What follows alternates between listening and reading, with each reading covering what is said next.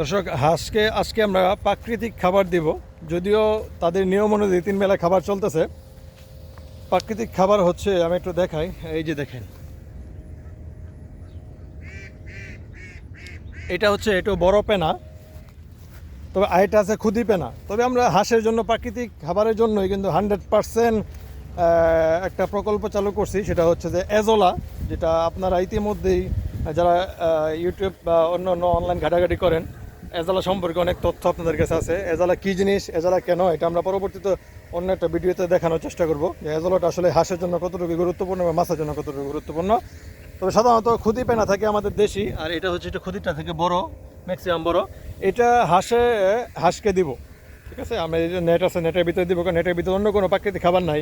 যে শ্যাওলা টেওলা থাকে, ওই শ্যাওলাটাই ওরা শুধু চুচু করে।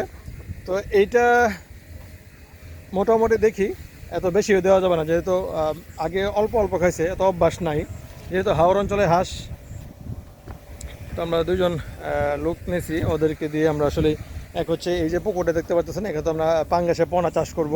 পুকুরটা একটু পেনায় ভরে গেছে, এবং এটা চিন্তা করলাম যে আমরা তো সবসময় পেনা পারে ফেলাই দিই, হ্যাঁ পারে ফেলাই দিই, কিন্তু ম্যাক্সিমাম পেনাগুলো আমরা চেষ্টা করব যে হাঁসের খামারে দেওয়ার জন্য, ঠিক আছে। দেখেন হাঁস কিন্তু দিনের বেলা ঘুরতেছে, এখানে যে পেনা থাকে ওরা কিন্তু খাবার জন্য কিছুই পাচ্ছে না, শুধু খাবারটা আমরা যেহেতু আবদ্ধ হাঁস খাবার ভিতরে থাকে, তো আমরা চেষ্টা করবো যে পেনাগুলো এখানে দিলে কিছু খাইলো, তারপরে কিছু আপনার ধরেন মুখ দেওয়া চু চু চু চু শব্দ করে, যেটা সাধারণত হাঁসে করে থাকে, তো সেই কাজটা করলো। তো এতে করে হবে কি, ওদের একটা এক্সারসাইজ হয়ে যাবে মুখের, তারপর একটা গ্রামীণ পরিবেশ পাবে। যদিও গ্রামীণ পরিবেশই এটা, কিন্তু হাওর অঞ্চলে ওদের যে ছোটোবেলা যে পরিবেশ, যে কিছু মানে খুঁজে খুঁজে খাইলো, জিনিসটা এরকম হবে আমার মনে হয় আর কি। তো আমরা চেষ্টা করব যে প্রথম বেশ কয়েকটা জালি প্রাকৃতিক পেনা হাঁসকে দেওয়ার জন্য। ধরো দিই কয়েকটা জালি ধরো, হ্যাঁ হাঁসের ভিতরে দিই। তো দর্শক, এই হচ্ছে আমাদের বড় পেনা, হাঁসের জন্য আমরা তুলে আনার চেষ্টা করতেছি। তো এর আগে আমি হাত দিয়ে শুধু দিয়েছি, কিন্তু এত পরিমাণ পেনা ফালাবো দেখি খাই কিনা আর কি। তবে না খাইলে আমি বললাম না যে খাবার ও খায়, এটা শেষ না করলেও সমস্যা নাই। কারণ ধরেন একবারে সফট, আমি একটু কাছাকাছি দেখাই, ওরা আসতে থাকুক। এই দেখেন, এই দেখেন, এই যে লেজগুলা, হ্যাঁ এখানে কিন্তু হাঁসের অনেক কিছু খাবারের আছে, অনেক পোকা থাকে, ঠিক না, অনেক ধরনের খাবার থাকে এখানে, শ্যাওলা থাকে। আর উপরের যে এটা কিন্তু কতকত কতকত করবে, ঠিক আছে না, চোচো করবে। তো মোটামুটি ওরা এসে পড়ছে। আমি চেষ্টা করব যে হাঁসকে এটা দেওয়ার জন্য, দেখি কোন দিক দিয়ে দেয় আর কি। এদিক দিয়ে এসে বলো।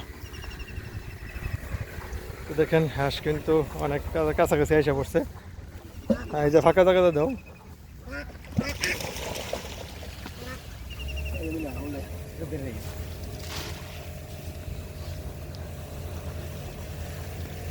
যদিও আকাশ মেঘলা, অলরেডি বৃষ্টি শুরু হয়ে গেছে, যাই না কতক্ষণ আসলে আপনাদেরকে দেখাতে পারবো।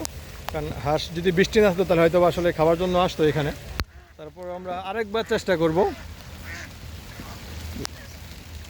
অলরেডি কিন্তু আমার ক্যামেরাতে বৃষ্টি ফোটা দু একটা পড়তেছে, আপনারা দেখতে পারতেছেন। আরও 2-3টা দাও, হ্যাঁ 2-3টা আনো।